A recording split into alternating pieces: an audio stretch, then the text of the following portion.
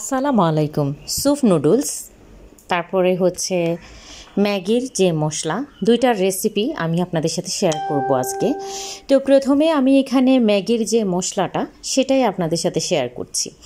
তো এই মশলাটা কিন্তু খুব অল্প কিছু উপকরণ দিয়ে কিন্তু আপনারা বানাতে পারেন, আবার উপকরণ বাড়িয়েও বানাতে পারেন। কম বেশি করলে কিন্তু আপনারা ঘরে কিন্তু স্বাস্থ্যসম্মত উপায়ে এটা তৈরি করে নিতে পারেন। আর বাজার থেকে এটা কিনতে গেলে এটার মশলাটা অত একটা হেলদি না, আনহেলদি। তো আমি এই মশলাটাকে হেলদিভাবে কিভাবে বানালাম সেটার রেসিপি আপনাদের সাথে শেয়ার করব। তো দেখতেই পাচ্ছেন আমি এখানে অনেক ধরনের মশলাই নিয়েছি। আমি প্রথমে নিলাম টেস্টিং সল্ট, স্বাদ বাড়ানোর জন্য। আপনারা চাইলে এটা অ্যাভয়েড করতে পারেন। তারপরে আমি এখানে নিয়ে নিলাম হচ্ছে কর্নফ্লাওয়ার, তারপরে হচ্ছে আমি নিয়ে নিলাম হচ্ছে আস্ত মেথি, তারপরে হচ্ছে নিয়ে নিলাম আমি হলুদ, লাল মরিচের গুঁড়া, তারপরে হচ্ছে লবণ, তারপরে হচ্ছে চিনি, তারপরে হচ্ছে কালো গোলমরিচের গুঁড়া, দেখতে পাচ্ছেন কালো যে গোলমরিচটা। এরপরে নিলাম হচ্ছে ধনের গুঁড়া, জিরের গুঁড়া, তারপরে হচ্ছে এটা। এরপরে আমি এখানে নিয়ে নিলাম হচ্ছে আমচুর পাউডার, তারপরে হচ্ছে আদা পাউডার, রসুন পাউডার, তো এই তারপরে হচ্ছে জিরের পাউডার। তো এই সবগুলো উপকরণ কিন্তু বাড়িয়ে কমিয়ে নিয়ে কিন্তু আপনারা কিন্তু ঘরে এটা তৈরি করতে পারেন। তো আমি এখানে একটা আন্দাজ মতো মশলাটা এখানে আমি দিয়ে দিলাম। তো আপনারা আপনাদের মতো বাড়িয়ে কমিয়ে নেবেন। তো আমি যে মশলাগুলো বলেছি নামগুলো আপনারা চাইলে লিখে নিতে পারেন, কিংবা আমি আপনাদের যে আমার যে ভিডিও লিঙ্কেও আপনাদেরকে চাইলে আমি নামগুলা পুরোটাই দিয়ে দিতে পারি। তো এই যে দেখতে পাচ্ছেন আদা আর রসুন পাউডারের এই ভিডিওটাও, এই যে পাউডার সংরক্ষণের ভিডিওটা কিন্তু আমার এই চ্যানেলে দেয়া আছে, আপনারা চাইলে দেখে নিতে পারেন এটা কিভাবে সারা বছর সংরক্ষণ করা যায়। আর হচ্ছে আমি এখানে শাহি জিরাটা দেখাচ্ছি। শাহি জিরাটা দিলে ফ্লেভারটা খুব ভালো আসে। এই সবগুলো উপকরণ এখন আমি এখানে আমি এখানে প্রত্যেকটা উপকরণকে আমি 2 টেবিল চামচ করে নিয়েছি। তো আপনারা আপনাদের মতো বাড়িয়ে কমিয়ে নেবেন। আমারটাই যে নিতে হবে এমনটা না। তো এই সবগুলো মশলাকে এখন আমি একটা ব্লেন্ডার জারে ব্লেন্ড করে নিব। তো ব্লেন্ড করে আমি আপনাদেরকে দেখাচ্ছি, দেখতেই পাচ্ছেন কতটা আকর্ষণীয় হয়েছে। তো এই মশলাটা কিন্তু আপনারা নর্মাল ফ্রিজে অনেক দিন, প্রায় 4-5 মাস ভালো থাকে, কিচ্ছু হয় না। একটা কাঁচের কন্টেনারে এটাকে সংরক্ষণ করতে পারেন। তো এই মশলা দিয়ে আমি এখন যে নুডলস স্যুপটা এটা আপনাদেরকে তৈরি করে দেখাবো। এই মশলাটা দিয়ে কিন্তু আপনারা কিন্তু চাইলে তরকারির মধ্যেও দিতে পারেন, কিংবা নুডলস, পাস্তা, যে কোনো ধরনের খাবারে কিন্তু এই মশলাটা আপনারা ইউজ করতে পারেন, এবং খেলে এটা কিন্তু স্বাদটাও দ্বিগুণ হয়ে যায়। তো দেখতেই পাচ্ছেন আমি এই যে নুডলস স্যুপটা এই মশলা দিয়ে বানিয়েছি।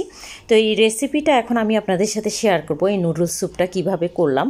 নুডলস স্যুপের জন্য নুডলস নিলাম, তারপর হচ্ছে কর্নফ্লাওয়ার, তারপর হচ্ছে সসেস, তারপর আমার সেই মশলাটা আর একটি ডিম। তো এই উপকরণগুলো দেখতে পাচ্ছেন খুব অল্প কিছু উপকরণ দিয়ে, যেহেতু এখন ওয়েদার চেঞ্জ হচ্ছে, ঠান্ডা কাশির একটা ভাব, তো এটার জন্য আপনারা কিন্তু এটা বানিয়ে নিতে পারেন। অনেকটা টনিকের মতো কাজ করে এই রেসিপিটা যদি আপনারা বাসায় ট্রাই করে, যদি মানে অনেকের জ্বর, ঠান্ডা কাশি এগুলো অনেকে ভুগছেন, কিন্তু এটা একটা অনেক হেলদি স্বাস্থ্যসম্মত খাবার বলতে পারেন সারাদিনের জন্য যাদের রুচি নাই। তো এখানে আমি কিছুটা পানি দিয়ে, পানিটা বলক আসার পরে আমি নুডলসটা দিয়ে দিলাম। তো নুডলসটা দিয়ে এই পর্যায়ে আপনারা চুলার আগুনটাকে মিডিয়াম টু লো করে রাখবেন, কারণ হচ্ছে যেহেতু এখানে স্যুপ রান্না করব তাই আগুনটাকে একদম লো করে রাখবেন, আর যাতে নুডলসটা আস্তে আস্তে পুরোটা কুক হয়ে যায়, এবং কি আমি সব মশলা আস্তে আস্তে অ্যাড করছি। তো এখানে আমি নুডলসের সাথে দিয়ে দিচ্ছি সসেসের পরিবর্তে আপনারা চাইলে চিকেনও দিতে পারেন। আমার হাতের কাছে চিকেনের চেয়ে সসেসটাই বেস্ট মনে হয়েছে। আর দিয়ে দিলাম আমার সেই নুডলসের মশলাটা, যেটা আমি এটার সাথে দেখিয়েছি আপনাদেরকে। তো এই মশলার আর সসেস, তারপরে নুডলস, এগুলা দিয়ে আমি কতক্ষণের জন্য এগুলাকে নেড়েচেড়ে কুক করে এগুলাকে আস্তে আস্তে আমি পরবর্তী যে উপকরণগুলো এখানে আমি মিক্স করে নিয়েছি। তো এর জন্য এখানে আমি প্রথমে দিয়ে দিচ্ছি সয়া সসে লবণ থাকে, লবণটা বুঝে শুনে দিবেন। তো এরপরে সয়া সসটা দিয়ে আমি এটাকে খুবই হালকা আছে এটাকে কতক্ষণের জন্য কুক করে নিচ্ছি আস্তে আস্তে করে।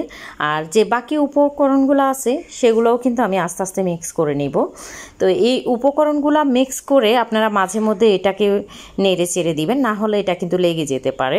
তো এর মধ্যে আমি দিয়ে দিচ্ছি টমেটো কেচাপ। যেহেতু এটা স্যুপ, টমেটো কেচাপটা দিলে কিন্তু এটার স্বাদটা দ্বিগুণ হয়ে যায়। আর এই কেচাপের রেসিপিটা কিভাবে আপনারা কেচাপ সংরক্ষণ করে রাখবেন, এটার রেসিপিটা আমার এই চ্যানেলে দেওয়া আছে, চাইলে লিঙ্কটা আমি দিয়ে দিতে পারি।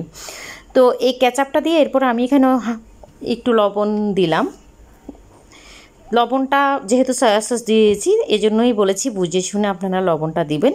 দিয়ে এখানে আমি এটাকে কতক্ষণের জন্য নেড়ে চেড়ে এর মধ্যে আমি দিয়ে দিব হচ্ছে যে কর্নফ্লাওয়ার নিয়েছি, এটাকে আমি নর্মাল পানিতে এখন এটাকে আমি 1.5 টেবিল চামচের মতো কর্নফ্লাওয়ার নিয়ে এখানে আমি নর্মাল পানি দিয়ে এটাকে গুলিয়ে এখানে দিয়ে দিলাম।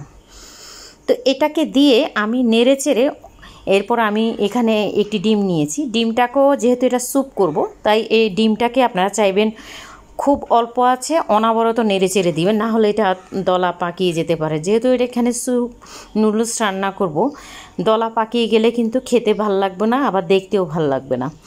তো দেখতেই পাচ্ছেন অনবরত নেড়ে চেড়ে আমি এটা দিয়ে দিচ্ছি। আর এর মধ্যে আমি দিয়ে দিচ্ছি কিছুটা লেবু রস, যেহেতু বলেছি এটা স্যুপ নুডলস, ঠান্ডা কাশি জ্বরের জন্য।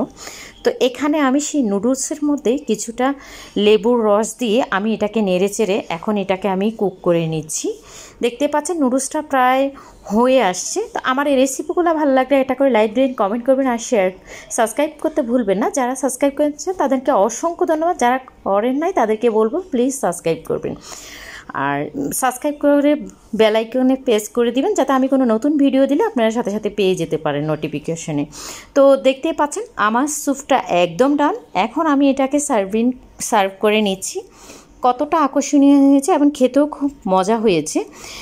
আর ঠান্ডা কাশি জ্বরের মধ্যে এটা খেলে কিন্তু এটার স্বাদ বলেন এমনকি এটার যে মানে টেস্টটা, এমনকি সারাদিনের একটা খাবারের রুচি থাকে না, তারা কিন্তু সারাদিন এটা এনাফ। তো একদম রেডি। তো আমার রেসিপিগুলো কেমন লেগেছে আমাকে কমেন্টে অবশ্যই জানাবেন। যদি কোনো অংশ যদি ভালো লাগে অবশ্যই আমাকে আমার এই চ্যানেলটাকে সাবস্ক্রাইব করতে ভুলবেন না। যারা করেছেন তাদেরকে অসংখ্য ধন্যবাদ, আর যারা করেন নাই তাদেরকে আবার বলবো আপনারা আমার চ্যানেলটাকে সাবস্ক্রাইব করে নেবেন। সবাইকে অনেক ভালোবাসা এবং শুভকামনা সবার জন্যই, যেহেতু সবাই কষ্ট করে ভিডিও বানায়। তো সবাইকে অসংখ্য অসংখ্য ধন্যবাদ যারা আমার পাশে এতদিন যাবত আমাকে সাপোর্ট দিয়ে যাচ্ছেন আমার এই চ্যানেলটাকে, আমার এই ছোট্ট এই মানুষটাকে। তো সবাইকে অসংখ্য ধন্যবাদ, ভালোবাসা, থ্যাংক ইউ।